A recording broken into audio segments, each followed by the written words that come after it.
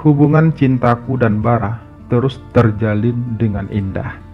Kami bahagia melewati hari-hari kami berdua. Aku juga tetap menjalankan kewajibanku sebagai seorang suami dan juga sebagai seorang ayah. Hingga pada suatu saat, aku harus pulang kampung, Be, ucap Bara suatu sore. Kenapa? Tanyaku. Ibuku sakit keras. Sudah beberapa hari ini beliau masuk rumah sakit. Jelas Bara lemah. Ya udah, kamu pulang aja, Bar, balasku. Keesokan harinya, Bara pun segera pulang ke kampung halamannya. Meski berat, aku harus melepaskannya pergi. Lagi pula, Bara juga nggak bakal lama di kampungnya. Setidaknya sampai ibunya pulih kembali. Beberapa hari kemudian, Bara pun mengabariku kalau ibunya akhirnya meninggal dan dia harus berada di kampung lebih lama lagi. Aku turut berduka ya, Bar, balasku di ponsel. Iya, makasih, Be. Tapi aku akan lama di sini. Kamu nggak apa-apa kan? Ucap Bara membalas. Aku nggak apa-apa, Bar. Kamu di sana aja dulu. Keluargamu pasti sangat membutuhkan kamu saat ini. Kamu yang sabar ya. Aku membalas lagi. Dan waktu pun terus berputar. Aku mencoba melewati hari-hariku meski tanpa Bara. Walau kadang kami masih sering ngobrol melalui ponsel. Namun jarak yang memisahkan kami cukup menyiksa batinku. Aku selalu merindukan Bara. Aku juga rindu kamu, Be. Tapi aku belum bisa kembali ke sana. Masih banyak yang harus aku urus di sini, ucap Bara ketika kami saling teleponan lagi. Tapi kamu pasti kembali kan, Bar?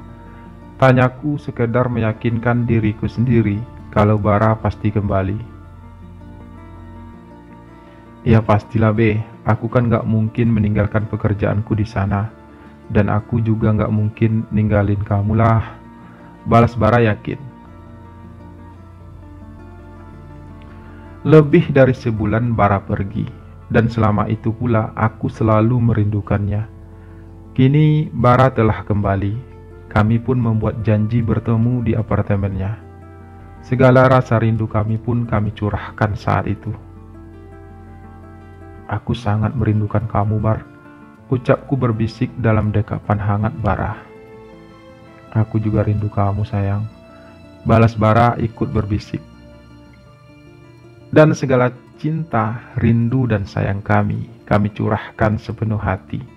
Kami tak ingin saling melepaskan.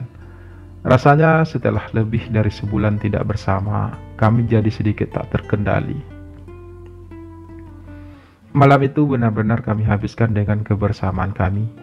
Tidak ada waktu sedetik pun yang kami lewatkan tanpa kebahagiaan. Benar-benar malam yang sempurna, sesempurna rasa cinta di antara kami berdua.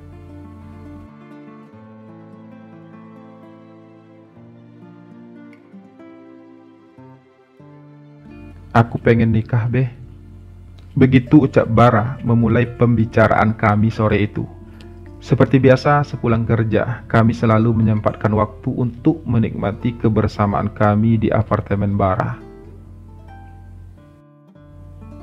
Sebagai seorang laki-laki, aku juga ingin punya keturunan, Be. Karena itu, aku harus menikah seperti kamu. Lanjut Bara lagi. Tapi aku tidak ingin kamu menikah, Bar, balasku spontan. Kenapa? Tanya Bara. Karena ya aku mungkin terlalu mencintai kamu. Aku takut kehilangan kamu, Bar, balasku tergagap. Tapi kamu juga menikah, Be. Sudah punya anak juga. Aku gak apa-apa kok. Meskipun awalnya itu berat bagiku, namun kita tetap bisa bersama kan? Lalu mengapa aku tidak boleh menikah? Ucap Bara penuh tanya. Aku memang tidak rela kalau Bara menikah. Mungkin terdengar egois, tapi begitulah yang aku rasakan. aku menikah itu hal yang berbeda, Bar. Aku hanya terpaksa melakukannya, ucapku akhirnya. Tapi nyatanya sampai saat ini kamu masih bertahan dengan pernikahan kamu, balas Bara. Lalu apa bedanya? Lanjut Bara bertanya. Ya jelas bedalah, Bar. Aku menikah karena terpaksa, sementara kamu karena keinginan kamu sendiri, balasku sedikit sengit. Aku juga sebenarnya tidak ingin menikah, B.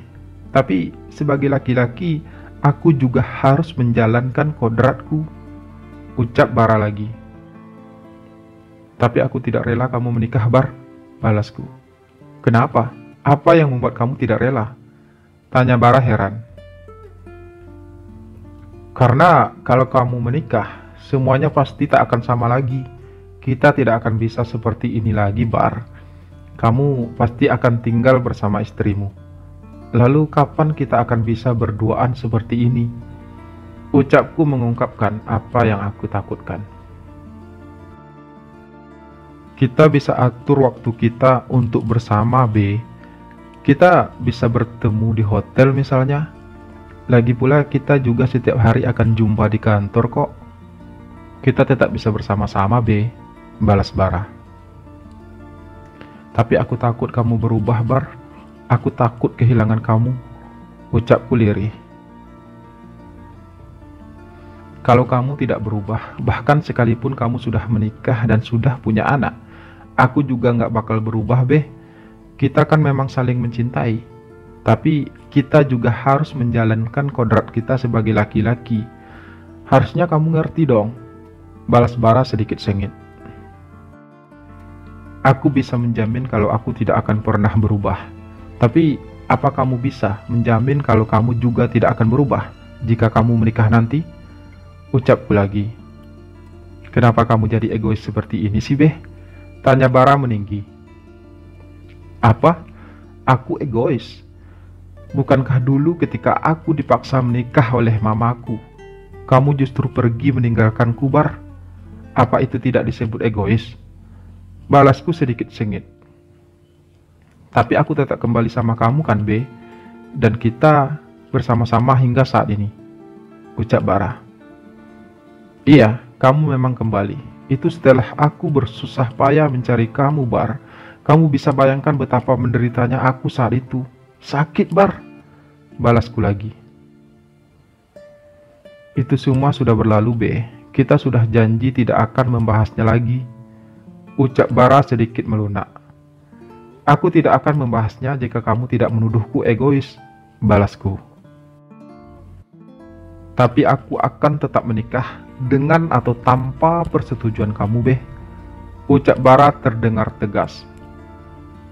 Terserah kamu, Bar, namun yang pasti aku tidak akan pernah rela kamu menikah dengan orang lain, balasku ikut tegas.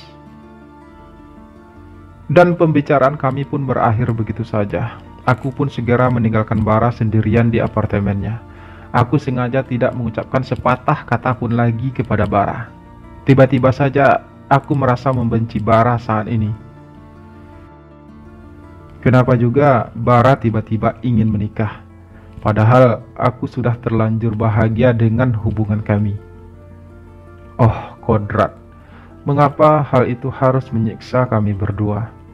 Mengapa aku dan Bara tidak bisa menikah, padahal kami saling mencintai? Mengapa orang-orang menganggap hubungan seperti hubungan kami ini adalah sebuah kesalahan? Mengapa kami tidak bisa menikah? Mengapa kami harus menikah dengan orang lain, sementara sebenarnya kami saling mencintai? Pertanyaan-pertanyaan itu tidak pernah bisa aku jawab. Aku tidak pernah bisa menemukan jawabannya. Tapi yang pasti, bagiku cinta adalah sebuah misteri. Aku tak bisa memilih kepada siapa aku akan jatuh cinta. Namun, saat aku bertemu orang yang aku cintai, mengapa kami tidak bisa menyatu seperti orang-orang lain yang saling jatuh cinta?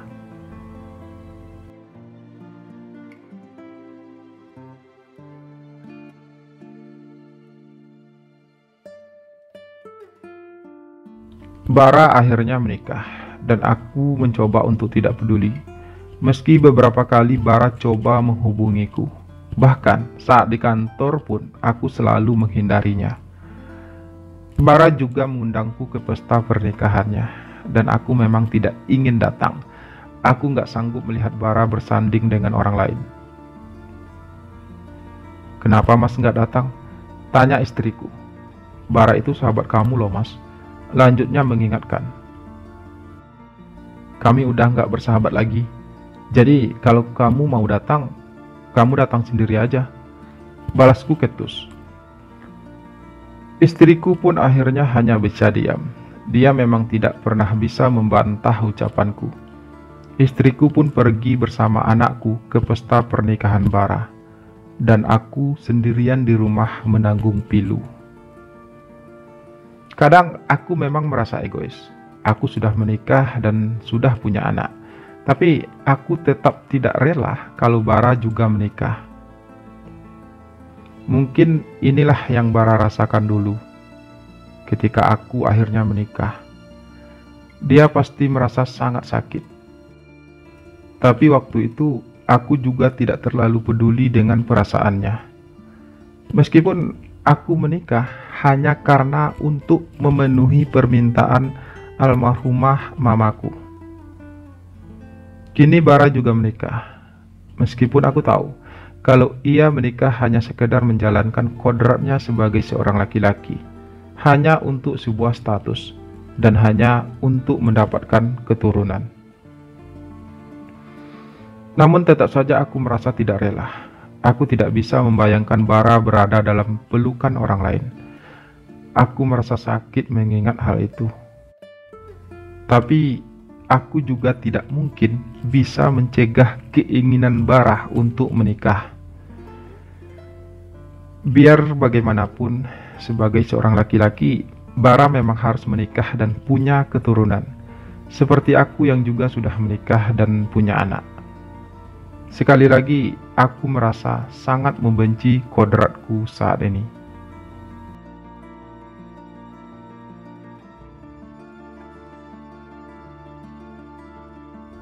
Seminggu setelah menikah, Bara kembali bekerja. Seminggu ini, beberapa kali Bara coba menghubungiku, tapi aku masih belum bisa berbicara dengannya. Hatiku masih terasa sakit. "Aku mohon beri aku kesempatan untuk ngomong," ucap Bara di depan meja kerjaku. "Nggak ada yang harus kita omongkan lagi, Bar," balasku acuh. Banyak yang akan kita bicarakan. Kamu jangan mendiamkan aku seperti ini, Aku semakin merasa tersiksa karenanya," ucap Bara lagi. "Oke, nanti sepulang kerja aku tunggu kamu di kafe tempat biasanya," balasku akhirnya, karena aku memang tidak ingin berdebat dengan Bara di kantor. Aku takut orang-orang akan mendengarnya.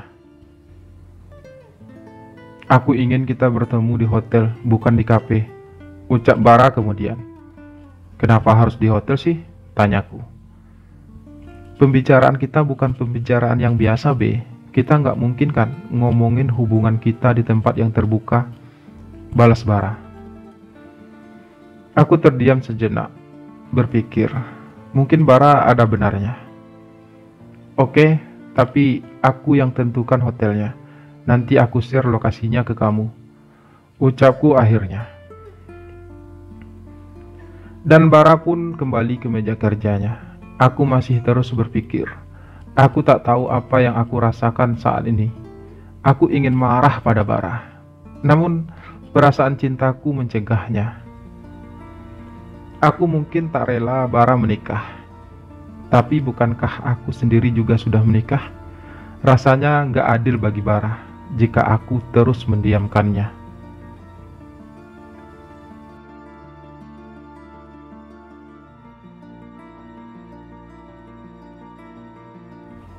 Aku nggak tahu harus memulainya dari mana, Tapi yang pasti, aku ingin minta maaf sama kamu.